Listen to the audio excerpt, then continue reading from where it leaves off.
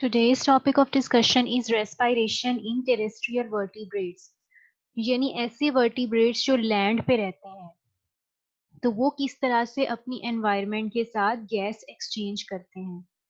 तो जो organisms land पे रहते हैं उनके अंदर जो है गिल्स की बजाय लंग्स होते हैं फॉर ब्रीदिंग पर्पस। ये क्या होते हैं लंग्स? एयर ब्रीदिंग सैक्स होते हैं। और ये वर्टिब्रेट्स जिनके अंदर लंग्स प्रेजेंट हैं ये रेप्टाइल्स हैं, बर्ड्स हैं और मैमल्स हैं। ऑर्गेनिजम्स ने जब अपनी एडॉप्टेशन इख्तियार की थी, जब वो वाटर से लैंड की तरफ मूव करके गए थे, तो उन्होंने अपनी गिल्स को लंग्स से रिप्लेस कर लिया था।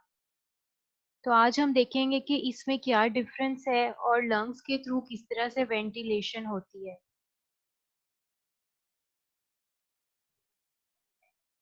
तो सबसे पहले जो है लंग्स का स्ट्रक्चर, लंग्स होते कैसे हैं? ये होते हैं internal sac shaped respiratory organ, यानी ये ऑर्गेनिजम्स के बॉडी के अंदर प्रेजेंट होते हैं, ना कि बाहर। और ये सैक शेप्ड होते हैं, थैलीनुमा, जैसे आपको यहाँ पे एक सैक शेप की नजर आ रही है पिक्चर। अब जो एक टिपिकल लंग होता है जो टेरेस्ट्रियल वर्टिब्रेट्स में प्रेजेंट होता है, इसके अंदर कुछ ब्लाइंड पाउचीज होते हैं, यानी छोटी छोटी थैलियां होती हैं जो बंद होती हैं आगे से। जैसे कि आपको इस सैक के अंदर, इस सर्कुलर सैक के अंदर छोटे छोटे ये पाउच नजर आ रहे हैं पिंक कलर के, और ये आगे से क्लोज्ड हैं यानी ब्लाइंड है।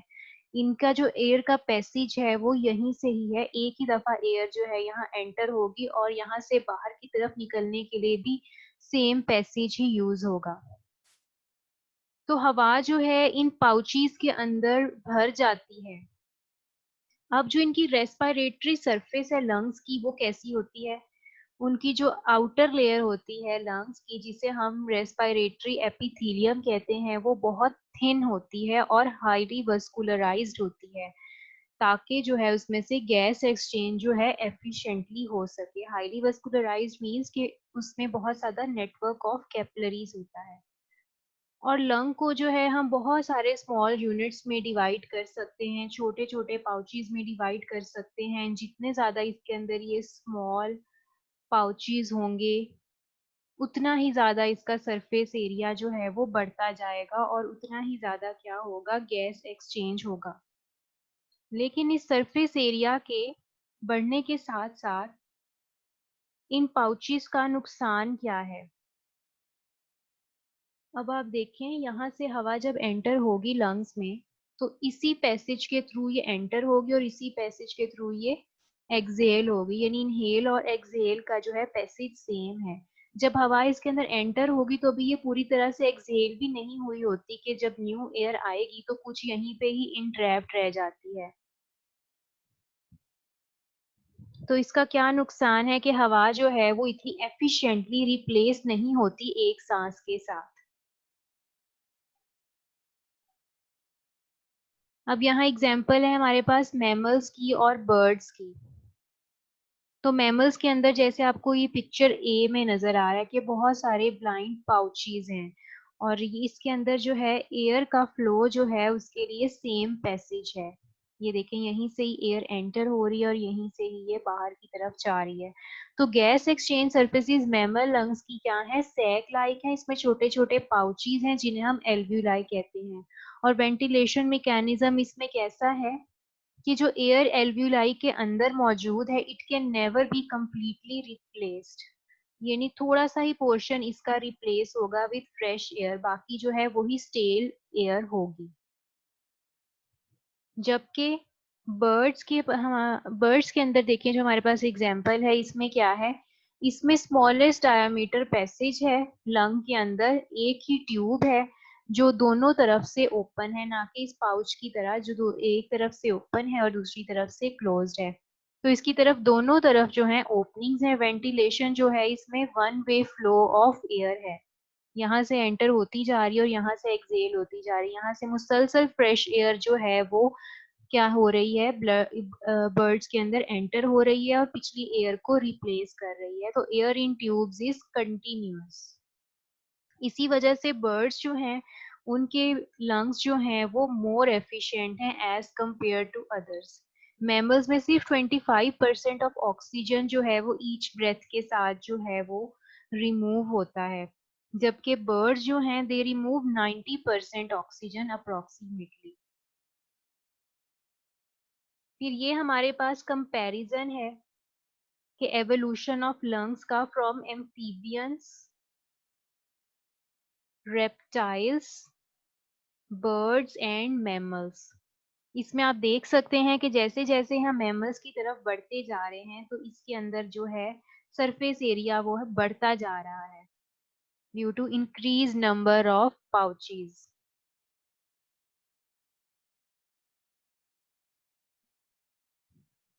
अब है एवोल्यूशन ऑफ लंग्स। ये लंग्स जो हैं वो गिल से किस तरह से इवॉल्व हुए।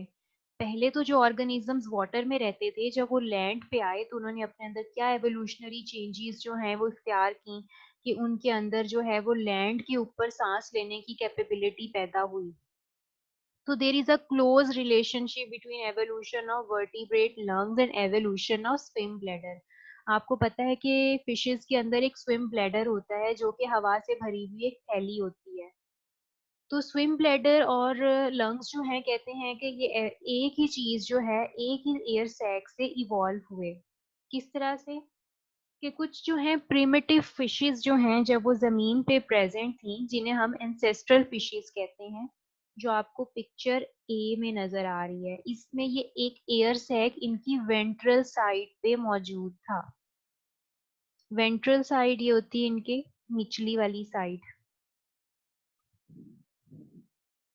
तो ये सैक जो है इनकी फेरिंक्स से अटैच था। तो जब ये फिशेस ऑक्सीजन डेफिशिएंट वाटर में मौजूद होती थी जहां ऑक्सीजन की कमी होती है और ये पानी से जो है ऑक्सीजन नहीं ले सकती, तो ये क्या करती थी, ये अपने गिल्स पे डिपेंड तो नहीं कर सकती थी ऑक्सीजन के लिए, तो ये फिशेस जो हैं इस सैक को यूज करती थी for supplementary gas exchange organ. ये एंसेस्ट्रल फिशेस सरफेस के ऊपर आती थी, हवा को इस सैक के अंदर जो है जमा कर लेती थी और फिर पानी के नीचे जाके जो है इसी के जरिए ही जो गैस एक्सचेंज करती थी, वो गैस एक्सचेंज इस सैक की वॉल के थ्रू करती थी। अब एवोल्यूशन आई तो एवोल्यूशन के नतीजे में ये स्विम ब्लैडर भी बना और लंग्स भी। तो यहाँ पे जो है दो एवोल्यूशनरी एडॉप्टेशंस हुई। फर्स्ट एडॉप्टेशन जो है बोनी फिशेस के अंदर हुई। इसमें क्या हुआ, जो मॉडर्न डे हमारे पास बोनी फिशीज हैं, ये जो ब्लाइंड सैक है ये किस में तब्दील हो गया, स्विम ब्लैडर में, जो कि इनके डाइजेस्टिव ट्रैक की डोर्सल साइड पे मौजूद है। फिर सेकंड एडॉप्टेशन जिसमें लंग्स बने, lungs are present ventral to digestive tract, ventral side पे मौजूद है यहाँ पे। तो जो प्रेजेंट डे फिशीज और कुछ टेट्रापोड्स जो हैं उनमें आपको पता है कि वेंट्रल लंग्स होते हैं। तो there is an evolution of larger body sizes and higher metabolic rates in endothermic vertebrates like birds and mammals. जैसे जैसे एवोल्यूशन आती गई ज्यादा कॉम्प्लेक्स ऑर्गेनिज्म बनते गए, जैसे कि मोर कॉम्प्लेक्स ऑर्गेनिजम्स आपको पता है बर्ड्स हैं, मैमल्स हैं। तो इन ऑर्गेनिजम्स के अंदर क्या है, मेटाबॉलिक रेट जो है वो क्या है, हायर हैं, ताकि ज्यादा से ज्यादा ये एनर्जी प्रोड्यूस कर सकें, ज्यादा से ज्यादा कॉम्प्लेक्स बॉडी फंक्शंस जो हैं परफॉर्म कर सकें। तो एवोल्यूशन ऑफ कॉम्प्लेक्स लंग्स की वजह से क्या हुआ, इनका सरफेस एरिया जो है वो गैस एक्सचेंज का इंक्रीज हो गया। जैसे कि हमने ये इस एग्जाम्पल में देखा था कि किस तरह से सरफेस एरिया जो है वो मैमल्स का सबसे ज्यादा है, इसीलिए यहाँ पे सबसे ज्यादा जो है गैस एक्सचेंज होता है और ज्यादा से ज्यादा मेटाबॉलिक रिएक्शंस होते हैं। इनके मेटाबॉलिक रिएक्शंस में आपको पता है कि हमें ऑक्सीजन की जरूरत होती है, तो जितना ज्यादा ऑक्सीजन सप्लाई होगा उतने ही ज्यादा मेटाबॉलिक जो है रिएक्शंस बॉडी के अंदर परफॉर्म होंगे। नेक्स्ट है लंग वेंटिलेशन। वेंटिलेशन क्या होती है, inhalation and exhalation of air, हवा का हमारी बॉडी के अंदर आना और बाहर जाना। तो लंग्स के अंदर किस तरह से हवा आती है और बाहर जाती है। तो ऑर्गेनिजम्स के अंदर कुछ हवा को अंदर और ले जाने के मैकेनिज्म्स हैं। हर ऑर्गेनिज्म जो है उसका वेंटिलेशन का तरीका कार जो है वो थोड़ा मुख्तलिफ है, उनके लंग्स भी थोड़े बहुत एक दूसरे से मुख्तलिफ हैं। तो कुछ फिजियोलॉजिकल प्रिंसिपल्स हैं, यानी उनके बॉडी के फंक्शंस के और पार्ट्स के कुछ प्रिंसिपल्स हैं जिसके अकॉर्डिंग जो है ये वेंटिलेशन करते हैं।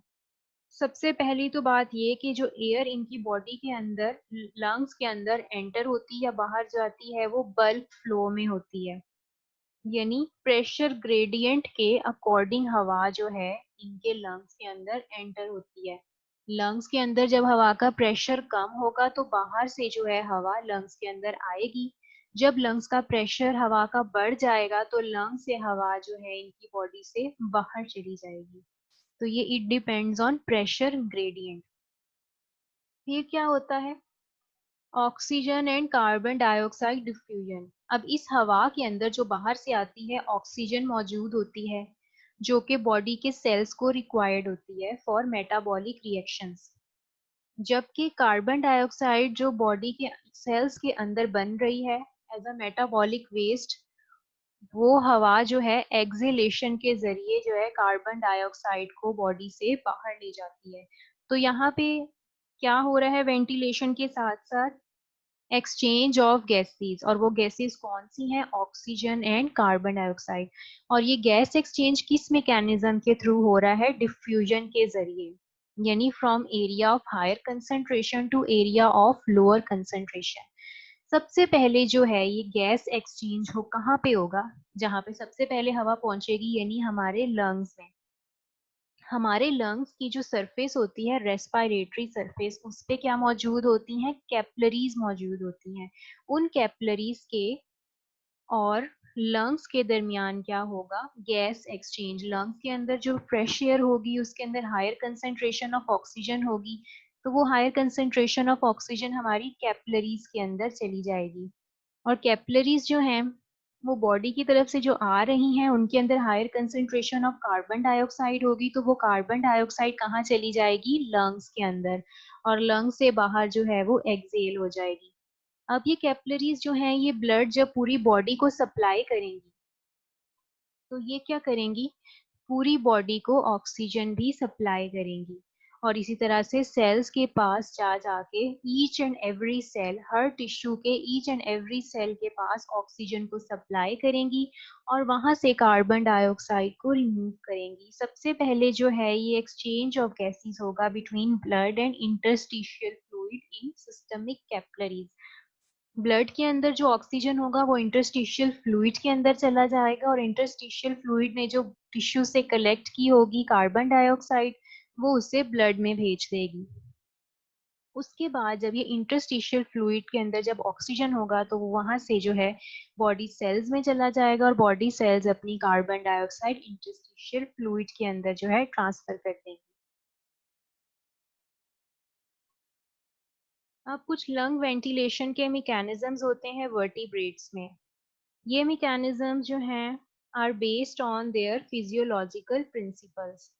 उनके बॉडी के लंग्स के फंक्शंस के और स्ट्रक्चर के अकॉर्डिंग जो हैं कुछ मैकेनिज्म होंगे। अब दो तरह के यहाँ पे मैकेनिज्म है, पहला है पॉजिटिव प्रेशर सिस्टम, दूसरा है नेगेटिव प्रेशर सिस्टम।